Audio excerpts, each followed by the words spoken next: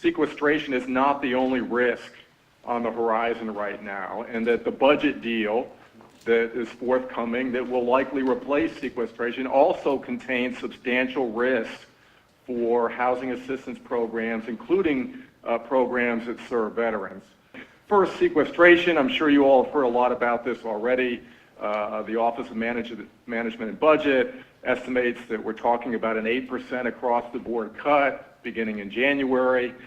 For the Homeless Assistance Grants Program administered by HUD, which is the large homeless assistance program, that means a cut of about $156 million. For the Homeless Veterans Reintegration Program, that's a cut of about $3 or $4 million.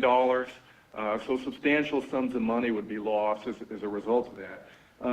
But I also want to make the point that a lot of veterans are also served by other major rental assistance programs that are not targeted specifically for homelessness or to veterans.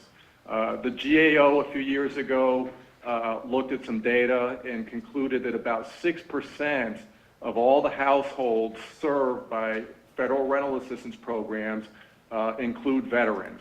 And so we're talking a total of about 300,000 households receiving federal rental assistance every year that include veterans. That's a lot of folks. And just to give you a sense of what sequestration might mean for those folks, it would require a $1.5 billion reduction in funding for the Housing Choice Voucher Program, which is the largest federal rental assistance program. That potentially means a loss of rental assistance for about 180,000 low-income families next year. Under GAO's estimates, that would be roughly 11,000 households that contain veterans. So a lot of folks are at risk of losing rental assistance there. Sequestration means funding reductions that have already been made, that are on top of the reductions that have already been made under the Budget Control Act. As most of you know, Congress approved the Budget Control Act last year. That puts in place very strict spending limits for every year for discretionary programs, every year over the next decade, including specific limits for what we call non-defense discretionary programs, which includes most low-income housing programs, as well as things like veterans medical care that's administered by VA. These caps are very tight. They would reduce funding by about $900 billion over the decade for non-defense discretionary programs. Adding to the squeeze is the fact that for some programs, you're actually going to need increases in funding year to year just to continue to serve the same number of families, provide the same services. All of this, these increased funding needs, combined with these very tight spending caps, is going to create a huge squeeze on all these programs over the decade, even before we're talking about sequestration or anything else that might come down the pike.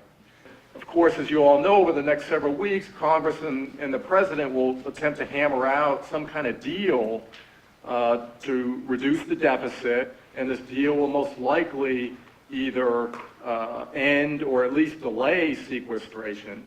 And of course, while this is good news, given the impact that sequestration would have, there are pretty big risks still for all sorts of discretionary programs that could make things even worse for low-income households, including veterans. The deal is likely to include at least $2 trillion in additional deficit reduction over the next decade. Well, how do you get $2 trillion in deficit reduction? Both parties have largely agreed to largely protect Medicare, Social Security, at least the current beneficiaries. They largely have agreed to take further defense cuts off of the table. Well, that leaves just 3 remaining areas of the federal budget. Non-defense discretionary programs, which is where the low-income housing and the VA medical care and a bunch of other stuff come out of. It leaves the low-income entitlement programs like Medicaid and food stamps, and then it leaves revenues, of course. And so what this means is that if you need that much deficit reduction, if you don't have substantial new revenues as part of the deal, then it's going to be virtually impossible to make further deep cuts in the non-defense discretionary programs and the major entitlement programs like food stamps, which serve low-income families. Sequestration, as some of you may know, involves not just the across-the-board cuts next year, but it actually reduces the Budget Control Act spending caps in each year over the next decade, if it's not changed. The total savings for non-defense discretionary program under sequestration for the next decade is about $329 billion. Well, if you look at the proposal that Speaker Boehner released over the last week, his proposal, which includes some revenues, but only about half as much of the revenues included in the president's proposal, Speaker Boehner's proposal also includes $300 billion in additional cuts in discretionary programs. Now, he doesn't spell out how those cuts would be made. I think it's fair to assume that they wouldn't be made on the defense side.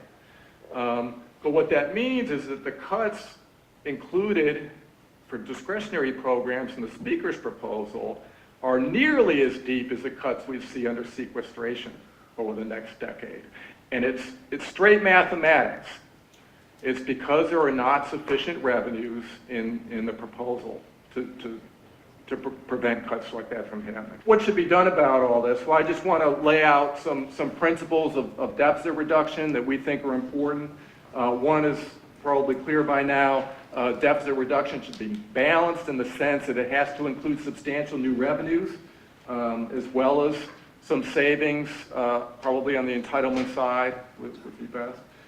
Second, it's important to protect low-income families. And this is a principle that's been agreed to by every major bipartisan commission that's looked at the deficit problem, the Bowles-Simpson Commission, the Gang of Six, now the Gang of Eight in the Senate, for example. Everyone has agreed that deficit reduction should not be done on the backs of the most vulnerable families. And third, deficit reduction should not include any further cuts in non-defense discretionary programs, which includes the low-income housing programs, includes the VA medical care, and so on.